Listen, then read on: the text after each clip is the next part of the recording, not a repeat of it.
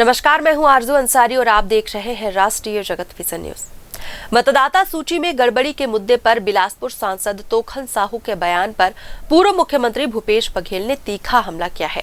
उन्होंने कहा कि सवाल निर्वाचन आयोग से पूछा गया है क्योंकि हम जनता हैं और ये हमारा अधिकार है, लेकिन इससे तोखन साहू को क्यों परेशानी हो रही है। कर्नाटक के महादेवपुरा लोकसभा क्षेत्र में 1 लाख फर्जी मतदाता का उदाहरण देते हुए बघेल ने आरोप लगाया कि भाजपा जीतने के लिए ऐसा पूरे देश में करती है।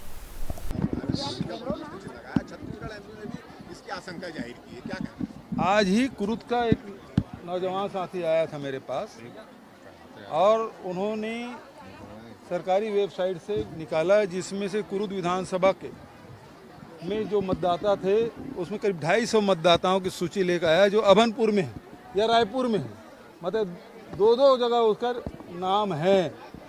तो यहाँ भी चोरी हुई है, ये तो दिखाई दे रहा है। यदि शहरों में और विशेष रूप से वो तो ग्रामीण क्षेत्र है, शहरों में तो और अधिक निकलता है। आपको याद होगा कि उस समय पिछले 3-4 इलेक्शन के पहले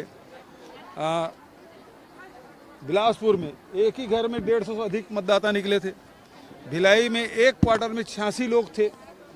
तो शहरों में इस प्रकार की शिकायतें रही है और ये भारतीय जनता पार्टी का पुराना खेल है।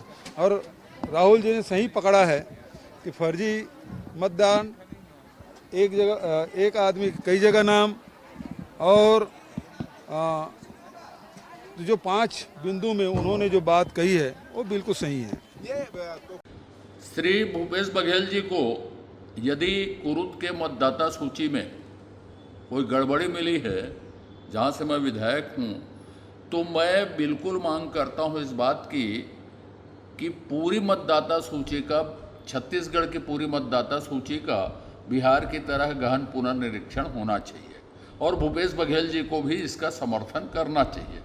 और छत्तीसगढ़ में गड़बड़ी के आरोप लगाने के पहले, चूंकि वो कांग्रेस के राष्ट्रीय पदाधिकारी हैं, उनको ये पहल सुनिश्चित करना चाहिए कि कांग्रेस शपथ पत्र दे निर्वाचन आयोग में, कांग्रेस ईमेल का जवाब दे, कांग्रेस बिहार की मतदाता सूची का जो प्रथम प्रकाशन हुआ है उसमें आपत्ति ले।